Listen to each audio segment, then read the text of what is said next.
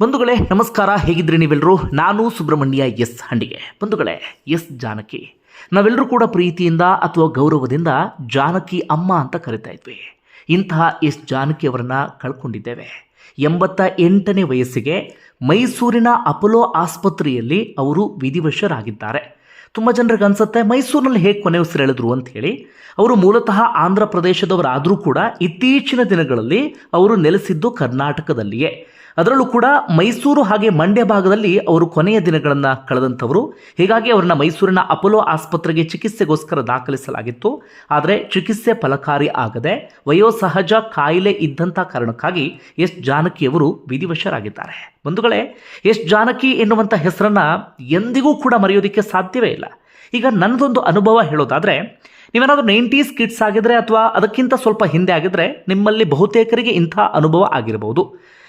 ನಮ್ಮ ಮನೆಯಲ್ಲಿ ನಾವು ಬಾಲ್ಯದಲ್ಲಿದ್ದಾಗ ಟಿ ವಿ ಇರಲಿಲ್ಲ. ನಾವೆಲ್ಲರೂ ಕೂಡ ಬಹುತೇಕ ಸಮಯ ಕೇಳ್ತಾ ಇದ್ದಿದ್ದು ರೇಡಿಯೋವನ್ನು. ರೇಡಿಯೋದಲ್ಲಿ ಚಲನಚಿತ್ರ ಗೀತೆ ಬಂದಂಥ ಸಂದರ್ಭದಲ್ಲಿ ನಮ್ಮ ಕಿವಿಗೆ ಹೆಚ್ಚು ಕೇಳಿಸ್ತಾ ಇದ್ದಿದ್ದು ಒಂದು PB ಶ್ರೀನಿವಾಸ್ ಮತ್ತು ಎಸ್ ಜಾನಕಿ ಎನ್ನುವ ರೀತಿಯಲ್ಲಿ. ಅಂದರೆ ಹಾಡಿದವರು PB ಶ್ರೀನಿವಾಸ್ ಮತ್ತು ಎಸ್ ಜಾನಕಿ ಅಂತ ಬರ್ತಾ ಇತ್ತು. ಇಲ್ಲ ಅಂತಾದರೆ ಹಾಡಿದವರು SP ಬಾಲಸುಬ್ರಹ್ಮಣ್ಯಂ ಮತ್ತು ಎಸ್ ಜಾನಕಿ ಅಂತ ಬರ್ತಾ ಇತ್ತು. ಈ ಮೂಲಕ ನಾವು ಮತ್ತೆ ಮತ್ತೆ ಎಸ್ ಜಾನಕಿಯವರ ಹೆಸರನ್ನ ಕೇಳ್ತಾ ಇದ್ವಿ. ಹಾಗೆ ಎಸ್ ಜಾನಕಿಯವರ ಹಾಡು ಪದೇ ಪದೇ ನಮ್ಮ ಕಿವಿಗೆ ಬೀಳ್ತಾ ಇತ್ತು. ಈ ಮೂಲಕ ನಮ್ಮ ಬಾಲ್ಯವನ್ನು ಹಸಿರಾಗಿಸಿದವರು, ಸುಂದರವಾಗಿಸಿದವರು ಎಸ್ ಜಾನಕಿ ಅಂದರೂ ಕೂಡ ತಪ್ಪಾಗಲಿಕ್ಕಿಲ್ಲ. ಬಂಧುಗಳೇ, ಅದು ಮರೆಯುವಂಥ ಹೆಸರಂತೂ ಅಲ್ಲವೇ ಅಲ್ಲ. ಬರೋಬ್ಬರಿ 17 ಭಾಷೆಗಳಲ್ಲಿ 48,000 ಹಾಡುಗಳಿಗೆ ಧ್ವನಿಯಾದಂಥವರು ಎಸ್ ಜಾನಕಿ. ಸಾಧಾರಣವಾದಂಥ ಸಾಧನೆಯ, ಸಣ್ಣ ಪುಟ್ಟ ಸಾಧನೆ ಅಂತೂ ಅಲ್ಲವೇ ಅಲ್ಲ, ದೊಡ್ಡದಾಗಿರುವಂಥ ಸಾಧನೆಯ ಬೆಟ್ಟವನ್ನೇ ಮಾಡಿ ನಮ್ಮನ್ನು ಅಗಲಿದಂಥವರು ಎಸ್ ಜಾನಕಿಯವರು. ಬಂಧುಗಳೇ, ನಾನಾಗಲೇ ಹೇಳಿದ ಹಾಗೆ ಕರ್ನಾಟಕದ ಜೊತೆಗೆ ಅವರಿಗೆ ಅವಿನಾಭಾವ ಸಂಬಂಧ. ಕಾರಣ ಏನಪ್ಪ ಅಂದರೆ 17 ಭಾಷೆಗಳಲ್ಲಿ ಹಾಡಿದ್ದಾರೆ ನೋಡಿ. ಆದರೆ ಅತಿ ಹೆಚ್ಚು ಹಾಡನ್ನು ಹಾಡಿದ್ದು ನಮ್ಮ ಕನ್ನಡ ಭಾಷೆಯಲ್ಲಿ. ಕೊನೆಯ ದಿನಗಳನ್ನು ಕಳೀತಾ ಇದ್ದಿದ್ದು ನಮ್ಮ ಕರ್ನಾಟಕದಲ್ಲಿ. ಕೊನೆ ಉಸಿರೆಳೆದಿದ್ದು ಕೂಡ ನಮ್ಮ ಕರ್ನಾಟಕದಲ್ಲಿಯೇ. ಇಂತಹ ಗಾನ ಕೋಗಿಲೆ, ಸಂಗೀತದ ರಾಣಿಯನ್ನು ನಾವೆಲ್ಲರೂ ಕೂಡ ಕಳ್ಕೊಂಡಿದ್ದೇವೆ. ಬಂಧುಗಳೇ, ಅವರ ಬದುಕಿಗೆ ಸಂಬಂಧಪಟ್ಟ ಹಾಗೆ ಒಂದಷ್ಟು ವಿಚಾರವನ್ನು ಗಮನಿಸ್ತಾ ಹೋಗೋಣ. ಬಂಧುಗಳೇ, ಎಸ್ ಜಾನಕಿ ಅವರದ್ದು ಬರೋಬ್ಬರಿ 6 ದಶಕಗಳ ಸಂಗೀತ ಪಯಣ.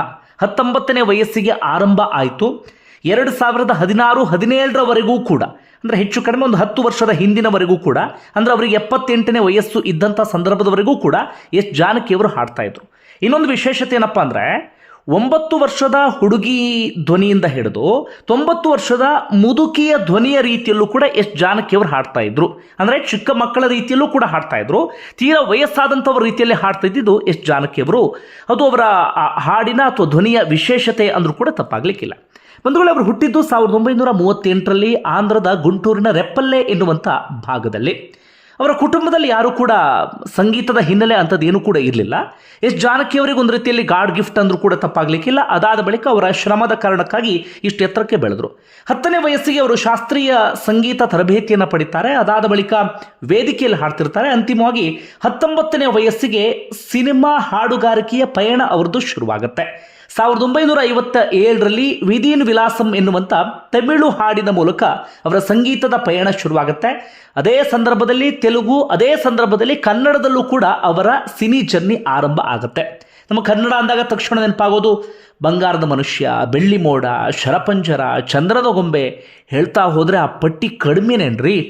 ಆಗಿನ ಬಹುತೇಕ ಹೀರೋಯಿನ್ಸ್ಗಳಿಗೆ ಪ್ಲೇಬ್ಯಾಕ್ ಸಿಂಗರ್ ಅಥವಾ ಹಿನ್ನೆಲೆ ಗಾಯಕಿ ಯಾರು ಅಂದರೆ ಅದು ಎಸ್ ಜಾನಕಿ ಅವರೇ. ಪದೇ ಪದೇ ನಾವು ಕೇಳ್ತಾ ಇದ್ದಂಥ ಧ್ವನಿ ಅಥವಾ ಹಾಡು ಅಂದರೆ ಅದು ಎಸ್ ಜಾನಕಿ ಅವರದ್ದೇ. ನಾನು ಭಾಷೆಗಳೊಂದು ಪಟ್ಟಿಯನ್ನು ಹೇಳ್ತೀನಿ, ಒಂದು ಚಿಕ್ಕದಾಗಿ ನೋಡಿ ಎಷ್ಟು ಭಾಷೆಗಳು ಅವರು ಹಾಡಿದ್ರು ಅಂಥೇಳಿ. ಅದಾದ ಬಳಿಕ ಅದರ ವಿಶೇಷತೆಯನ್ನು ಕೂಡ ಹೇಳ್ತೀನಿ. ತೆಲುಗು, ತಮಿಳು, ಕನ್ನಡ, ಮಲಯಾಳಂ, ಹಿಂದಿ, ಸಂಸ್ಕೃತ್, ಓಡಿಯಾ, ತುಳು, ಉರ್ದು, ಪಂಜಾಬಿ, ಬಡಗ, ಬೆಂಗಾಲಿ, ಕೊಂಕಣಿ, ಜೊತೆಗೆ ಇಂಗ್ಲಿಷ್, ಜಪಾನೀಸ್, ಜರ್ಮನ್, ಸಿಂಹಳ, ಇಷ್ಟು ಭಾಷೆಯಲ್ಲಿ ಹಾಡಿದಂಥವ್ರು ಎಸ್ ಜಾನಕಿ. ವಿಶೇಷತೆ ಏನಪ್ಪ ಅಂದರೆ ಇದರಲ್ಲಿ ಬಹುತೇಕ ಭಾಷೆಗಳನ್ನು ಅವರು ಕಲಿತು ಹಾಡ್ತಾ ಇದ್ದರು. ಒಂದಷ್ಟು ಭಾಷೆಗಳು ತೆಲುಗು, ತಮಿಳು, ಕನ್ನಡ, ಮಲಯಾಳಂ ಅವರಿಗೆ ಬರೆಯೋದಕ್ಕೂ ಕೂಡ ಬರ್ತಾ ಇತ್ತು. ಜೊತೆಗೆ ಆ ಭಾಷೆಯನ್ನು ಓದೋದಕ್ಕೂ ಕೂಡ ಬರ್ತಾ ಇತ್ತು.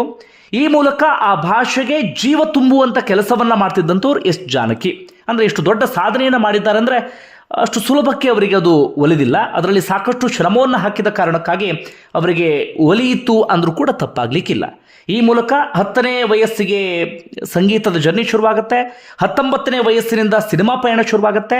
ಅವರ 78ನೇ ವಯಸ್ಸಿನವರೆಗೂ ಕೂಡ ಅವರು ಹಾಡ್ತಾನೆ ಇದ್ರು. ಅಂತಿಮವಾಗಿ 2016-17ರ ಸಂದರ್ಭದಲ್ಲಿ ಅವರು ನಿವೃತ್ತಿಯನ್ನು ಘೋಷಿಸ್ತಾರೆ. ಕೊನೆಯದಾಗಿ ಪತೆಮಾರಿ ಎನ್ನುವಂಥ ಮಲಯಾಳಂ ಸಿನಿಮಾ ಒಂದಕ್ಕೆ ಅವರು ಹಾಡನ್ನು ಹಾಡ್ತಾರೆ. ಅದಾದ ನಂತರ ಅವರು ಸ್ವಲ್ಪ ಮಟ್ಟಿಗೆ ಎಲ್ಲರಿಂದಲೂ ಕೂಡ ದೂರವೇ ಉಳ್ಕೊಂಡು ಬಿಟ್ಟಿದ್ರು. ಹೆಚ್ಚಾಗಿ ಸಾರ್ವಜನಿಕವಾಗಿ ಎಲ್ಲೂ ಕೂಡ ಅವರು ಕಾಣಿಸ್ತಾನೆ ಇರಲಿಲ್ಲ.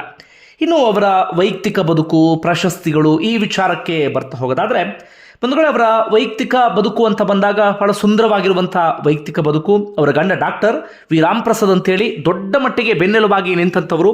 ಅವರು ಹೆಚ್ಚು ಕಡಿಮೆ 95-96 ಸಂದರ್ಭದಲ್ಲಿ ಅವರು ವಿಧಿವಶರಾಗ್ತಾರೆ. ಅದಾದ ಬಳಿಕ ಎಸ್ ಜಾನಕಿ ಅವರು ಶ್ವೇತ ವಸ್ತ್ರಧಾರಿ ಆಗ್ತಾರೆ. ಅವರು ಬಣ್ಣ ಬಣ್ಣದ ಸೀರೆಯನ್ನು ತೊಟ್ಟಿದ್ದು ನಾವು ನೋಡಲೇ ಇಲ್ಲ. ಗಂಡನ ಸಾವಿನ ಬಳಿಕ ತುಂಬ ಅಲೌಕಿಕ ಬದುಕಿಗೆ ಅವರು ಜಾರಿಬಿಟ್ಟಿದ್ರಂತೆ.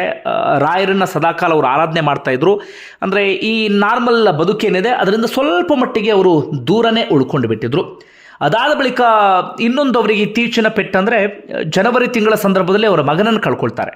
ಅವರ ಮಗನಿಗೆ ವಿಚ್ಛೇದನ ಆಗಿತ್ತು. ಹೀಗಾಗಿ ಅವರ ತಾಯಿಯ ಜೊತೆಗೆ ಇದ್ದರು, ಮುರಳೀಕೃಷ್ಣ ಅಂಥೇಳಿ. ಮಗನ ಸಾವಿನ ಬಳಿಕ ಇನ್ನಷ್ಟು ನೊಂದು ಹೋಗಿದ್ರಂತೆ ಅವರು.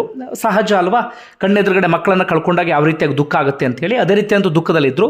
ಆ ಕಾರಣಕ್ಕಾಗಿ ಅವರು ಸಾರ್ವಜನಿಕವಾಗಿ ಎಲ್ಲೂ ಕೂಡ ಕಾಣಿಸ್ಕೊಳ್ತಿರಲಿಲ್ಲ. ಹೀಗಾಗಿ ಅವರು ಎಲ್ಲಿದ್ದಾರೆ, ಏನು ಮಾಡ್ತಿದ್ದಾರೆ, ಹೆಚ್ಚಿನ ಮಾಹಿತಿ ಯಾರಿಗೂ ಕೂಡ ಇರಲಿಲ್ಲ. ಹೆಚ್ಚು ಕಡಿಮೆ ಒಂದು 2-3 ವರ್ಷದಿಂದಲೇ ಸಾರ್ವಜನಿಕ ಬದುಕಿನಿಂದ ಸ್ವಲ್ಪ ದೂರ, ತಮ್ಮದೇ ಆದಂಥ ಖಾಸಗಿ ಬದುಕಿನಲ್ಲಿ ಅವರಿದ್ದರು. ಅದರಲ್ಲೂ ಕೂಡ ಇತ್ತೀಚಿನ ದಿನಗಳಂತೂ ಅವರು ಹೆಚ್ಚಾಗಿ ಎಲ್ಲೂ ಕೂಡ ಕಾಣಿಸ್ಕೊಳ್ತಾನೆ ಇರಲಿಲ್ಲ. ಅದರಲ್ಲೂ ಕೂಡ ಒಂದು ಈ ವರ್ಷದ ಆರಂಭದಿಂದ ಈಗ ಸಿಕ್ಕಿರುವಂಥ ಒಂದು ಮಾಹಿತಿಯ ಪ್ರಕಾರವಾಗಿ ಮೈಸೂರಿನ ಬೋಗಾದಿ ಬಳಿ ಅವರ ಸಂಬಂಧಿಕರೊಬ್ಬರ ಮನೆ ಇತ್ತಂತೆ, ಅಲ್ಲಿ ಇರ್ತಾ ಇದ್ರಂತೆ. ಇಲ್ಲ ಅಂತಾದರೆ ಮಂಡ್ಯದ ಮಹದೇವಪುರದ ಫಾರ್ಮ್ ಹೌಸ್ ಒಂದಿತ್ತಂತೆ, ಅಲ್ಲಿ ಅವರು ವಾಸ ಮಾಡ್ತಾ ಇದ್ರು ಎನ್ನುವಂಥ ಮಾಹಿತಿ ಇದೆ. ಅವರಿಗೆ ಹೆಚ್ಚಿನ ಆರೋಗ್ಯ ಸಮಸ್ಯೆ ಅಂಥದ್ದೇನೂ ಇರಲಿಲ್ಲ. ಆದರೆ ಅಸ್ತಮಾ ಸಮಸ್ಯೆ ಒಂದವ್ರನ್ನ ಕಾಡ್ತಾ ಇತ್ತು. ಆಗಾಗ ಸ್ವಲ್ಪ ಮಟ್ಟಿಗೆ ಉಸಿರಾಟದ ಸಮಸ್ಯೆ ಆಗ್ತಿತ್ತಂತೆ. ಅವರ ಆಪ್ತರ ಮೂಲದಿಂದ ಸಿಕ್ಕಿರುವಂಥ ಮಾಹಿತಿ. ಈ ಕಾರಣಕ್ಕಾಗಿ ಅವ್ರನ್ನ ಆಸ್ಪತ್ರೆಗೆ ದಾಖಲಿಸಲಾಗಿತ್ತು, ಮೈಸೂರಿನ ಅಪೋಲೋ ಆಸ್ಪತ್ರೆಗೆ. ಅಂತಿಮವಾಗೇನೋ ಹೃದಯಾಘಾತ ಆಯಿತು ಎನ್ನುವಂಥ ಒಂದು ಮಾಹಿತಿ ಈಗ ತಾನೇ ಬರ್ತಾ ಇದೆ. ಈ ಮೂಲಕ ನಾವು ಎಸ್ ಜಾನಕಿ ಅವರನ್ನು ಕಳ್ಕೊಂಡಿದ್ದೇವೆ. ತುಂಬಾ ಆರೋಗ್ಯಯುತವಾಗಿಯೇ ಇದ್ದರು, ತುಂಬಾ ಆ್ಯಕ್ಟಿವ್ ಆಗಿಯೇ ಇದ್ದರು. ಆದರೆ ಇತ್ತೀಚಿನ ದಿನಗಳಲ್ಲಿ ಸ್ವಲ್ಪ ಮಟ್ಟಿಗೆ ಎಲ್ಲರಿಂದಲೂ ಕೂಡ ದೂರ ಉಳ್ಕೊಂಡಿದ್ರು. ಇನ್ನು ಪ್ರಶಸ್ತಿ ಅಂತ ಬಂದಾಗ 4 ನ್ಯಾಷನಲ್ ಅವಾರ್ಡನ್ನು ಪಡ್ಕೊಂಡಿದ್ದಾರೆ. 33 ಬೇರೆ ಬೇರೆ ರಾಜ್ಯಗಳ ಫಿಲ್ಮ್ ಅವಾರ್ಡ್ಗಳನ್ನು ಅವರು ಪಡೆದುಕೊಂಡಿದ್ದಾರೆ. ಕನ್ನಡದಲ್ಲಷ್ಟು ಹಾಡಿದ್ರು ಕೂಡ ಕನ್ನಡ ಸ್ಟೇಟ್ ಅವಾರ್ಡ್ ಅವರಿಗೆ ಸಿಕ್ಕಿರಲಿಲ್ಲ. ಅದೊಂದು ಅವರಿಗೆ ಬೇಸರ ಇತ್ತು ಎನ್ನುವಂಥ ಒಂದು ಮಾಹಿತಿಯೂ ಕೂಡ ಇದೆ. ಹಾಗೆ ಇನ್ನೊಂದು ವಿಚಾರದಲ್ಲಿ ಅವರು ವಿಪರೀತವಾಗಿ ಸದ್ದನ್ನು ಮಾಡಿದರು. 2013ರಲ್ಲಿ ಅವರಿಗೆ ಪದ್ಮಭೂಷಣವನ್ನು ಕೊಟ್ಟಿದ್ದರು, 3ನೇ ಅತ್ಯುನ್ನತ ನಾಗರಿಕ ಗೌರವ. ಆದರೆ ಅದನ್ನು ಅವರು ತಿರಸ್ಕರಿಸ್ತಾರೆ. ಯಾವ ಕಾರಣಕ್ಕಾಗಿ ಅಂದರೆ ದಕ್ಷಿಣ ಭಾರತಕ್ಕೆ ಅನ್ಯಾಯ ಆಗ್ತಾ ಇದೆ. ಸದಾಕಾಲ ಉತ್ತರದವರನ್ನೇ ಹೆಚ್ಚು ಪ್ರಶಸ್ತಿ ಅಂಥದಕ್ಕೆಲ್ಲದಕ್ಕೂ ಕೂಡ ಆಯ್ಕೆ ಮಾಡಲಾಗ್ತದೆ. ದಕ್ಷಿಣ ಅಂದಾಗ ಈ ಅಸಡ್ಡೆ ಯಾಕೆ ಇಷ್ಟು ತಡವಾಗಿ ಮತ್ತೆ ನನಗೆ ಬಂದಿದೆ ಎನ್ನುವ ಕಾರಣಕ್ಕಾಗಿ ಅದನ್ನು ಅವರು ನಿರಾಕರಿಸ್ತಾರೆ. ಅಂದರೆ ನಯವಾಗಿ ನಿರಾಕರಿಸ್ತಾರೆ. ಒಂದು ರೀತಿಯಲ್ಲಿ ಹೋರಾಟದ ರೂಪದಲ್ಲಿ ಅಂದರೂ ಕೂಡ ತಪ್ಪಾಗಲಿಕ್ಕಿಲ್ಲ. ಇಂತಹ ಎಸ್ ಜಾನಕಿ ಅವರನ್ನು ಕಳ್ಕೊಂಡಿದ್ದೇವೆ. ಇದು ತುಂಬಲಾರದ ನಷ್ಟ ಅನ್ನುವಂಥ ಮಾತಿದೆಯಲ್ಲ, ಅದಕ್ಕೆ ನಿಜವಾದಂಥ ಅರ್ಥ ಕೊಡುತ್ತೆ ಅಂದರೂ ತಪ್ಪಾಗಲಿಕ್ಕಿಲ್ಲ. ಬಂಧುಗಳೇ, ನಿಮ್ಗೆ ಏನು ಅನಿಸುತ್ತೆ? ಎಸ್ ಜಾನಕಿ ಅವರು ಅಂದಾಗ ಯಾವ ಹಾಡು ನೆನಪಾಗುತ್ತೆ? ಅದನ್ನು ಕಮೆಂಟ್ ಬಾಕ್ಸಲ್ಲಿ ಮೆನ್ಷನ್ ಮಾಡಿ. ಧನ್ಯವಾದ.